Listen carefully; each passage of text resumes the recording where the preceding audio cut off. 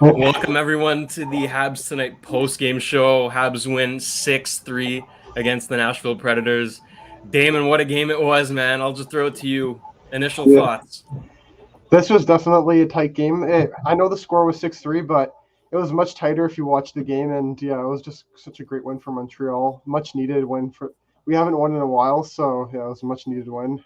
That's it. Shots were 36-29 for Nashville, so it was actually a pretty tight game. I mean, the second period we scored 4 goals, so it made it look a bit lopsided. But I mean, Matt Duchene brought us back to earth. Eh? What a guy! Jesus. So here, first thing, man, the big thing coming in the game was the Duchamp going with an 11 forward, 7 defenseman lineup. Do you think it worked? Want to keep going with that? I think it did work for this game, but I'm not sure it should. I'm not sure that we should continue to go with it in the future because I think if we go with it in the future, of course, one defenseman is going to play much less minutes. And tonight that was Matthias Norlander, and Matthias Norlander, in order for him to get better, he needs to really play those minutes. And I don't think it's really fair just to have him just on the bench and then just not playing. So I think we should go back to the 12 forwards and 6 defensemen in the next game against Washington. I agree. Yeah, Norlander didn't get a lot of time. I mean, he got 11 minutes. He finished +1 with 1 hit. Wasn't really showing up that much, but you have to think. I mean, when Edmondson comes back, he'll probably be a casualty. But I'm honestly, I'm fine with that. If he goes back to Sweden, which for everyone that doesn't know, he can't contractually go back to Laval. He was there because of rehab, but if he's healthy, he's going back to Sweden. Are you okay with that as well? Yeah, I actually really like that idea in Sweden because in Sweden he'll be playing against grown men and also he'll get a lot of playing time for Frölunda. So I think that's the perfect idea for Matthias Norlander to go back to Sweden, get back to of course the bigger ice surface, and then just play against the men and play top minutes for Frölunda. Yeah. Here, I like this comment here. Yeah. Big game from Ryan Poehling, 2 goals in 37 seconds. Oh, I gotta love it. I mean, I got the chance to see him play in Laval a couple weeks ago there, and he scored a beauty. I could see that he had his confidence back and playing with the Habs again. He's really earned his spot. I think there's no question about it now. He's with the team to stay. What did you think of Ryan's game tonight? I really liked his game. He played a really good two-way game, especially offensively. He has an underrated shot. That one-timer on the second goal from the pass from Toffoli. Scary. That was a bullet. Nothing stopping shot. That.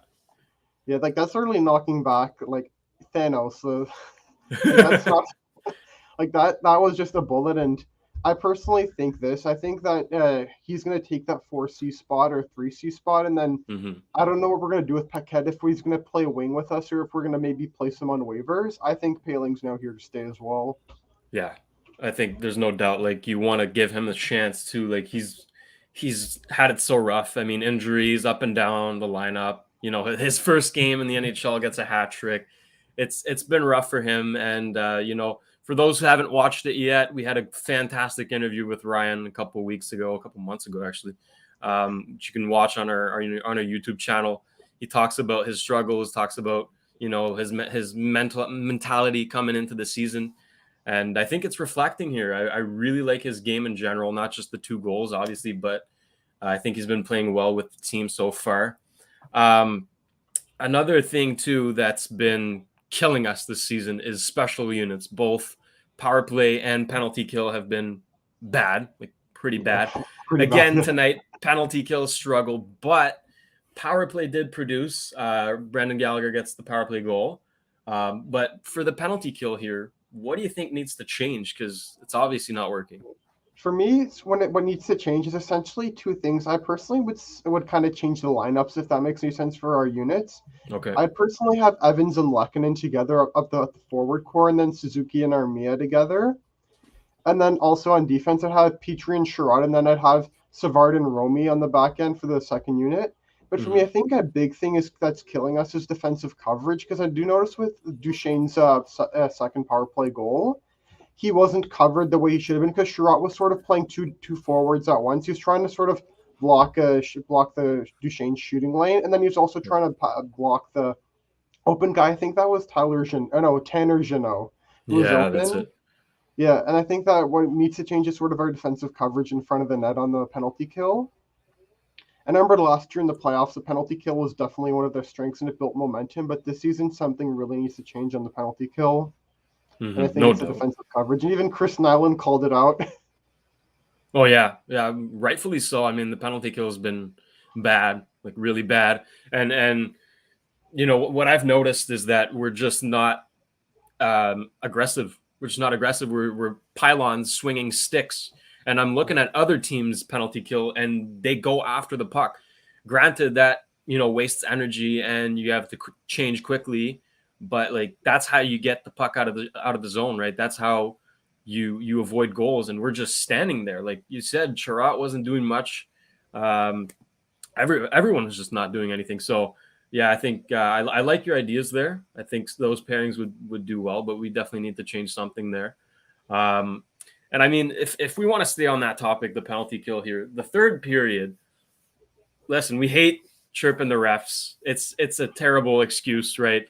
Yeah. But come on. The refs were terrible in the third. Like they were.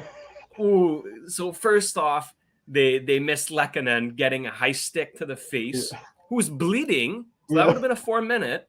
And then they call him for a penalty, and then we get scored, obviously. So I mean, that was pretty bad, man. Pretty bad. But, hey, we have a very special guest coming on here. Your very own Annick Lemaire. Let me see if I can get her in. Boom. Welcome, Annick. What's up, Annick? What's up, boys? How was the game? Crazy, eh? Holy shit. Man, I started swearing at the end of that third period. Holy shit. You saw it coming too. I was like, it's too good to be true. No, that's it. Fantastic win. Fantastic team effort. Everybody chipped in tonight. We're super happy for Ryan Poehling. Talk about a guy who deserves it. Played his ass off tonight. Too bad he couldn't get the Hattie, but better than nothing. That's it. I hopped in when you were talking about Lecky. What about a shit call that was, eh? Terrible. That's why I brought you on, because I knew you had something to say about that. That was horrible. Horrible. And then yeah, and the penalty following that was terrible as well. So listen, the refs had He called Charrett for a hit that it was Petrie. Yeah, that's it. Chiarot put in the box when he looked confused. Did something. Anyways, that was Makes zero sense, but hey, we get away with a W, and those guys were frustrated. You could see it on the bench. Coach was screaming at them. They were getting frustrated. Anderson basically got to everybody on the ice. We love it when he gets that way. They woke up a bear tonight. Yeah. What a fight! To speak of giants, hammered him. Just to touch quickly on Michael McCarron, Habs legend, has not changed at all. Yeah, has not changed, eh? Yeah. I was watching this guy skating around, just there for the sake of being there. Like, that's it. No wonder he doesn't have a spot in our lineup. I mean, I don't miss him. Let's put it that way. Great player, great guy, but I don't see the benefit of having him on the team. Pretty invisible tonight. I mean, let's see his stat line. He played 9 minutes, 1 shot, 4 hits, 2 blocks. Yeah. He got destroyed by Romy as well. Yeah, he did. What Shayne, what's the stats on faceoffs? I couldn't keep up tonight. So we actually won faceoffs overall 57% to 43. So I mean, best faceoff guy was Nick Suzuki with 72%, which is something he has struggled with this season. But I mean, tonight was his game. It's funny because I'm used to seeing Suzuki with a filled out stat line. It's all zeros. It's all zeros, but he does have 72% in the faceoffs, which is nice to see. If he gets going on that, man, watch out. He's a threat. He can do some damage. He's getting better and better, and once he gets consistent in the faceoff circle, he's going to be even more of a threat. Watch out for Selke. Yeah. Watch out for Not Sophie. only that, maybe the Olympics. You never know. He's named to the 55 player roster, which is pretty cool to hear. There you go. Yeah. Exactly. There you go. One guy that just obviously I've been talking a lot about him since the preseason, but watching him ice level is Jake Evans. This kid is like a mini Gallagher. Does not give up, gives 110% every single shift. Yeah. It's insane how he's all over. Tonight he was cutting to the net. Just unbelievable, this kid. He's so determined, and wouldn't surprise me if he'd be your number 2 center at some point. He's earned it. For sure. I mean, he's sick pass to Lecky in the for his first goal. And speaking of, Lecky gets his first of the season. Lex City. Oh my. He's A had dirty so goal, but a chances, goal yeah. nonetheless. We love it. That's what he needed. He needed a dirty goal to get going. He's good to go now. I mean, it's not for the lack of trying. Like, this kid could not buy a single freaking goal. Poor guy. And then again in the breakaway, he breaks his stick. Like, can't catch a break. Cannot catch a break. Oh, I know. It was insane. But no, overall, the atmosphere was absolutely amazing. Like, you would think that maybe the stands would be a little bit empty with the way the team is playing, but the energy was absolutely amazing. Perfect night, honestly. Yeah. Before we got to Montreal, my dad says, I've never heard an ole ole ole night at the Bell Center, and tonight, boys, we sure got one. I think it started in the second. Yeah, I heard it start in the second. Yeah, it's crazy. I remember it was after Anderson dropped Olivier on Nashville, after he dropped him down in the fight. That was when we started hearing the Olays, and then Nick Cousins, of course, punches Romy. Yup. Wow. It was, Nick, it was incredible. I have to ask you something, because What's up? we've been asking for it this entire season. They brought back Fix You before the game, and look at this. What a coincidence. We won. I'm telling you, okay, 2. as soon as that song came on, you could hear the roar from the crowd of everybody going like, hell yes, they finally brought freaking Fix You back. It was absolutely insane how you could hear everybody around you going like, finally they brought it back. So I don't know if that's what's bringing the energy out, or the crowd was just absolutely electric tonight. Felt good to finally get a win. There's nothing better than a win at the Bell Center on a Saturday night. Let's put it that way. There you go. Well said. I mean, that song fires me up so much, and I can't even imagine the guys going on the ice hearing that. It's got to be insane. So Dale said it countless times, right?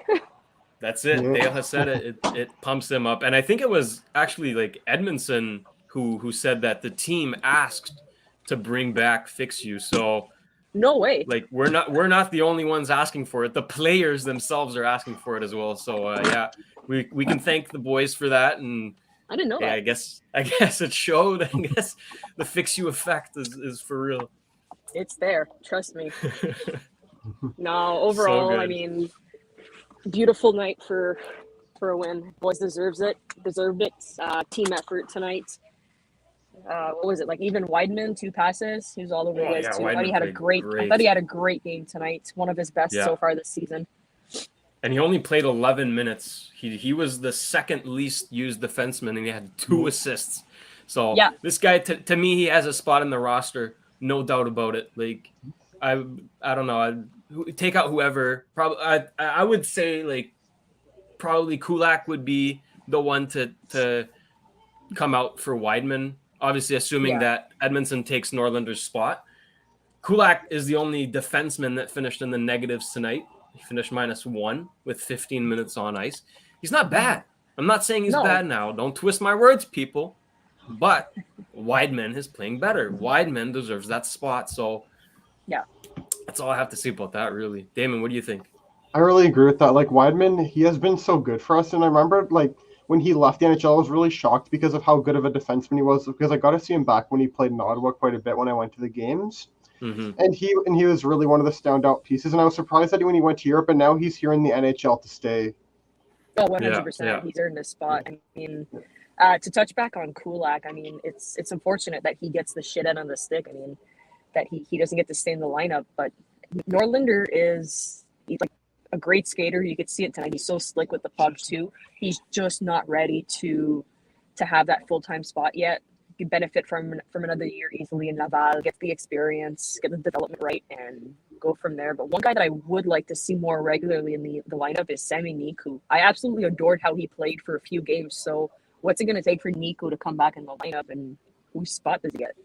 That's true. It's a good problem to have. I mean, when you have extra defensemen like Kulak and Niku in the stands, like you're sitting good. Like those are guys that you would normally have in the lineup. So if God forbid someone goes down in an injury or, you know, whatever, you got guys that can fill in. And hey, maybe if a guy goes in a slump, I mean, if we're being honest here, Petrie hasn't been doing a whole lot this season. He did finish +3 tonight, which is a good thing. But like, again, no points. Not really doing much on the power play. Would it be beneficial for a scratch? Like one game, sit in the stands, enjoy the game, put in Niku? What do you guys think? Ooh, that's an interesting one, I'll say. I think maybe one game, because I do think he knows that he can be better, and he's overthinking the game, in my opinion, right now, Petrie. I think he's trying to be two defensemen. I find he's trying to be both Jeff Petrie and Shea Weber at the same time when he should just be Jeff Petrie and things will be fine. But I think that he's trying to do what Shea Weber did when he should just be doing what he's good at. And I think that the big thing with Petrie has just been overthinking. And I think if he just maybe takes a night in the stands and just realizes that he just needs to play his game, I think he'll realize that he'll just play his game and things will be fine.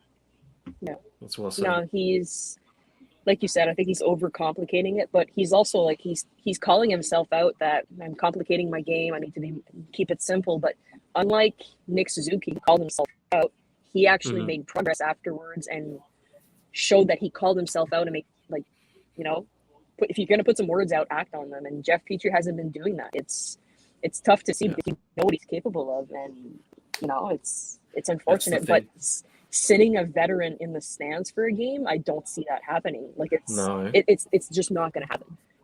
He's not going to do that. But would he benefit from it personally? I don't know. If you take a look at, like Dale said it once, if you sit a guy like Thomas Tatar in the stands last year, he's going to come back maybe frustrated and say, okay, I'm going to perform. But if you sit another guy who's just, you know, okay, fine, sit me down, it's not going to change anything. I think that's going to be what it is. But for Jeff, maybe he just needs to get one and get the monkey off his back. But I don't know. Is he playing injured? Is he still tired from last year? Is he carrying the weight of maybe trying to be like Shea Weber? I don't know. But he's going to have to figure it out sooner than later because it's not pretty right now. And even if he is playing injured, you think that he would have the mentality to say, hey, I'm playing injured. I shouldn't be playing right now. I'm not an asset. I feel like that would be the type of leadership that he should take. If you're playing injured, call it out and say, I shouldn't be playing right now. Yeah. A lot of questions. I mean, it's really up to Petrie and Ducharme to figure out, like, what is wrong. You know, we're just speculating. We're here, you know, throwing ideas, whatnot, but it's up to those two to figure it out. And, you know, I think that when Edmondson comes back, those two together are money. Like, the chemistry there is insane. So I think that's all he needs to go back into shape. I don't think he will be scratched. He's not a type of guy that can really afford to be scratched because of his potential, like what he can bring. He can single-handedly change a game. So it's a tough situation for Petrie, but hey, we got the dub, and that's all that matters. That's what matters for tonight. Tons of positive to finally speak about, and honestly, boys needed it. We needed it. We were walking outside the Bell Center, and everybody's ole-oleing and screaming, chanting, running. It's like as if we won a playoff game. So it's like within 24 hours, people are going to go back to shitting on everybody. So take a moment to just enjoy what's going on, and boys played great. Listen, guys, I'm going to tap out. My phone's about to die. So, Damon, welcome to the team officially. Glad to see you on board. Great job. And Shayner, as always, good job. Thank you for having me. Take care, Nick. Thank you. Talk to you guys later. Cheers. Bye. Yeah. Wow. So cool. So cool. Wow. If you want to go to a game, this is the game to go to. My God, what a game it was. Lucky for Nick. She had insane seats, by the way. If you want to check her view of the game. Go follow our social pages on Instagram, Twitter, Facebook, all that good stuff. She had some great clips tonight, sitting right behind the Nashville bench. So another guy that doesn't get talked too much about, but did have a great game was Jonathan Drouin, who had 2 assists tonight. Beautiful assists too. Like he played really well. So what did you think of Joe's game tonight? I really liked his game. I think he's doing a good job of putting up the points now, especially that he has sort of the perfect line that benefits his skill set with Christian Dvorak and Josh Anderson. There you go. And he's just doing a lot of the things that made him really good in Tampa when he was there with us now. So and now he's becoming more consistent on the score sheet now, and I really like to see what I'm seeing out of Drouin, and he's really getting much better every game in my opinion. Mm-hmm. Yeah, I mean, like you mentioned, that line, that the Dvorak, Drouin, Anderson, that was their game right there. Dvorak with the goal. What did Anderson finish with? An assist and a fight, you know. Yeah. Drouin finished with 2 assists. Like, it was their game, and they really showed out. That's all they needed, right? Dvorak was in a slump. Anderson was in a slump. You know, Drouin comes back. Put those 3 together and see it's magic. Beautiful stuff. I really enjoyed their game tonight. As well, another line that did great tonight was Evans, Lehkonen, and Galley. Galley and Lehkonen with a goal. Evans with an assist. You know, that's another great line. I think you don't change that right now. I agree. Like, that line is perfect chemistry because Evans is sort of hopping into sort of the Deneau role that he was supposed to fill into. So I think that would be that's sort of the perfect line now. And Lehkonen and Gallagher, they're not just good friends like off ice, also on ice, as I'm sure we know. Like, and also they of course assisted the goal of a lifetime, which sent us to the Cup Finals, and they've had really good chemistry together. So yeah, I've really liked what I've seen out of that line. But also, I also like that line with Armia as well. Whether you switch out Gallagher or not, that's fair. I think Evans needs to play with Lehkonen for sure because those two are really responsible defensively, and they sort of embrace the modern day defense of the NHL. I guess you should say, which is keeping the other team's top players in their own zones. So yeah, those two are really good at it, and I hope to see those two play together more in the future.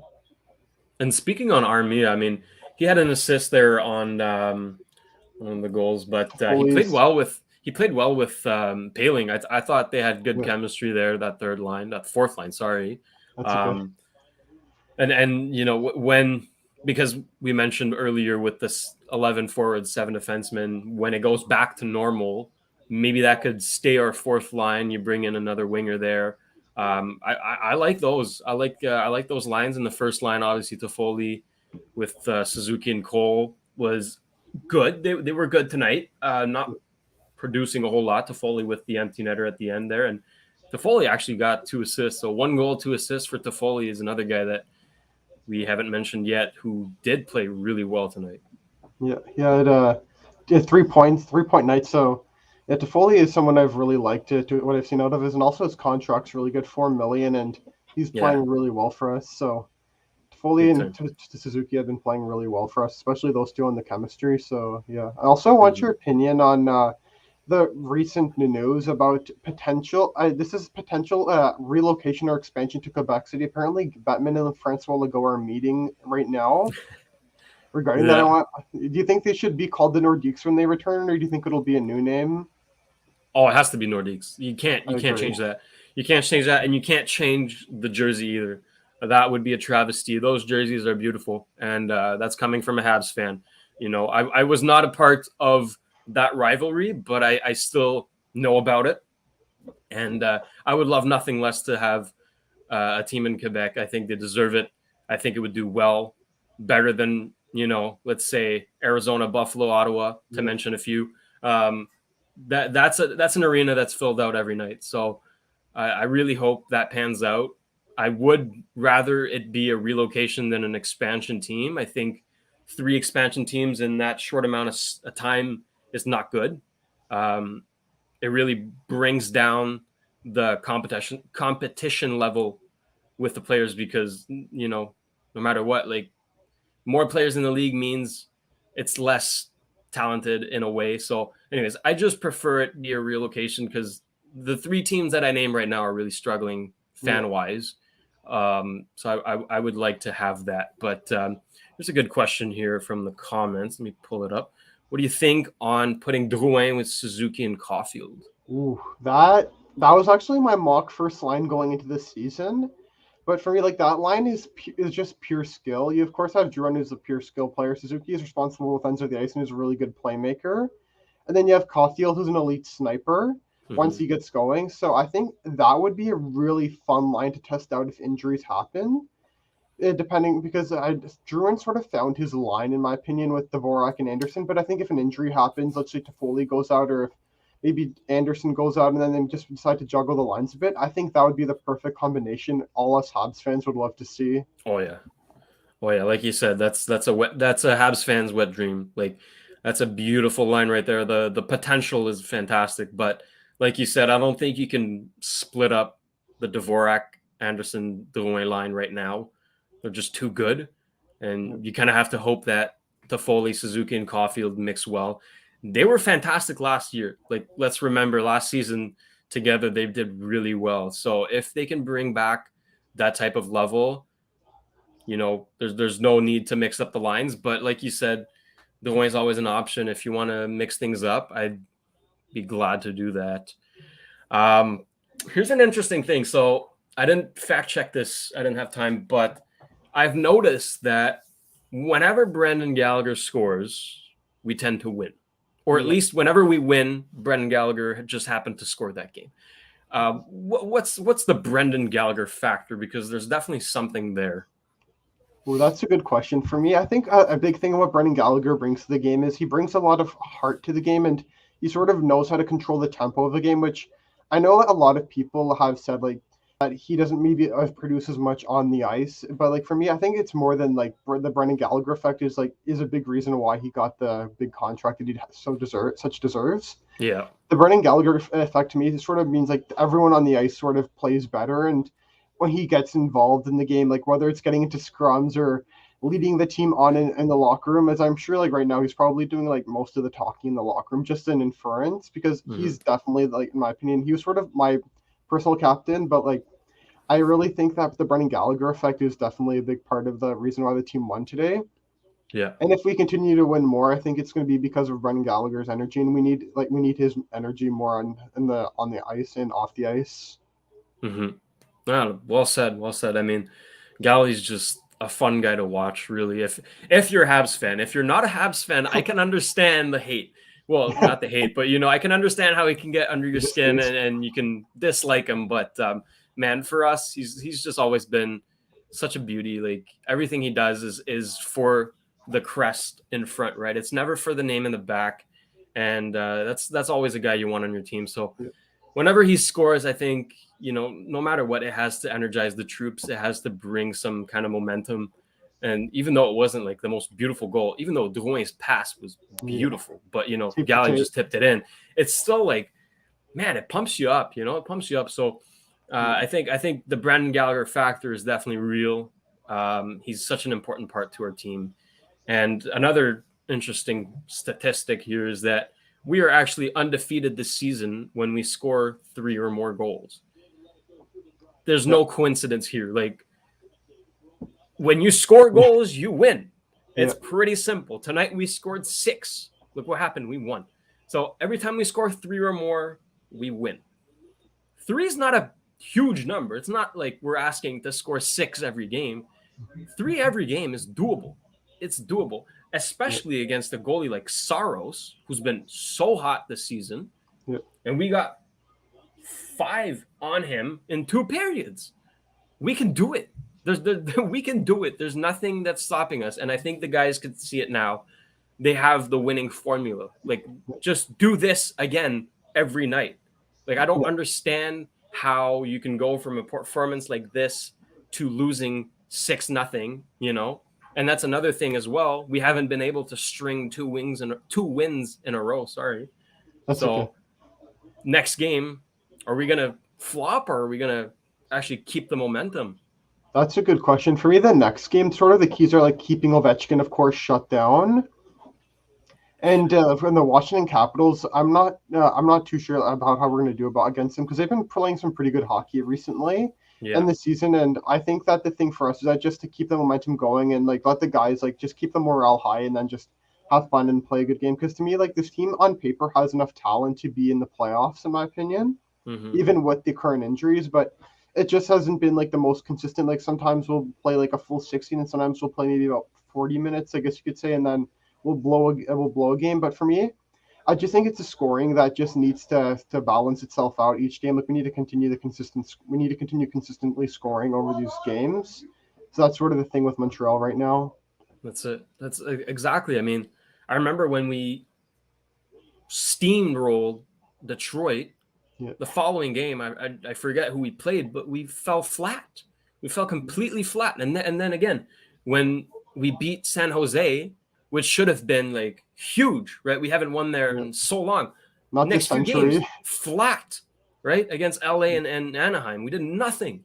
So let's just hope, like you said, tonight, building block, right? Building block. Yeah. You know what to do now. You know what to do. And it's, I mean, it's easy for us to say, but like, I think the guys know as well. I really love to be in that room, honestly, to understand why they do that. You know, they can't string 2 wins in a row. It's so weird, but let's just hope that, you know, Washington's a big test too. So let's just hope we can do it. But again, Nashville is not a scrub team. Like they've been good this season, and look what we did. It's pretty impressive. Yeah, and it looks like from what I saw online, apparently Washington, it looks like they're going to start Vanacek the game we play them. Okay. So yeah, they're starting their backup, but Vanacek's still a very good goalie. He's probably going to be the starter for the Czech Republic at the Olympics. That's sort of just my early guessing for their starting tandem. Fantastic tandem. Him and Samsonov have, you know, they've been splitting it pretty evenly. Same as, you know, they kind of remind me of the Islanders tandem there with Sorokin and Varlamov. They could be the next big tandem in the NHL. So, anyways, it's Washington's a big test. It's rough, and Ovi's like here's this comment here. Ovi is a menace against us. He's like Stamkos. You know, every time they play against us, they score every single time. So we got to watch out for Ovi, man. He's so dangerous, and the entire team really. But tonight we can celebrate. Got the W. Wasn't pretty. Obviously, the third period kind of got complicated there with Matt Duchene. I mean, I think we have to give some credit to him as well. He really bounced back this season. He's having he's tearing it up. I mean, he's been kind of average these past couple of years, but this season's been really, really good for him. Yeah. I wonder if Ovi just wants revenge, because I remember the last time we played Washington, I remember the media was hyping it up as the game where Ovechkin would reach number 700 on his goal list. And they said, number 8 in red, white, and blue is going to score 2 goals tonight and reach 700, Mike. But here's the thing. Someone in red, white, and blue did score 2 goals that night, and it was Ben Sherratt. Wow. That's the thing I found really funny that night. He scored the OT winner, and he scored in regulation. So Ovi is probably going to want some revenge for that. Jeez, yeah, no, you never want to piss off Ovi, that's for sure. He's a monster, man, and he's a generational player. You know, I feel so fortunate to have grown up with him and still see him accomplish all these things. He's not slowing down. He is gray. He has gray hair, and he is not slowing down. This man is playing like he's 25, and you know, from an outsider's perspective, it's pretty beautiful, unless he's playing against us. So, yeah, it's going to be an interesting game. But I mean, if you want to wrap this up, actually, no, we have to touch on Samuel Montembeault, because he got his first win of the season and the Bell Center. He played really well, you know, until the third there. It got a little complicated, but he was dialed in. Like, let's not forget, Nashville had 36 shots on him, and he only let in 3. So big shout out to Sammy. That's always nice to see there. I agree. Yeah. Also, I want to touch on this with Montembeault. Apparently, he was the first French-Canadian goalie in Montreal Canadiens history to get a win at the Bell Center since Jose Theodore. Oh, yeah. It's been a minute, eh? Yeah, it's been a while. Yeah. Well, François Legault is going to be happy about that. Yeah. This guy's cheering right now. No, he's too busy getting a team in Quebec, which is a good thing, though. We do want that to happen. Gotta just run to Legault's office and make sure he makes that happen. Francois, make it happen. Even though I live in Ontario, I'm gonna make sure you make it happen. There you go. There you go. I think we all want it to happen. I mean, like, we can name 3 teams pretty easily off the top of our head that are not doing well, that should be relocated, and there's more too that aren't too hot. So fingers crossed. I mean, that would be great. That would be great. Exactly. And also, like, the thing is, I also want to touch on with Buffalo is that apparently for their home opener this season, they had less fans than Laval had at their opening game against the Bennington Senators. Like, maybe just even give Montreal a second team. Like, that's just a fun idea I'm throwing out there.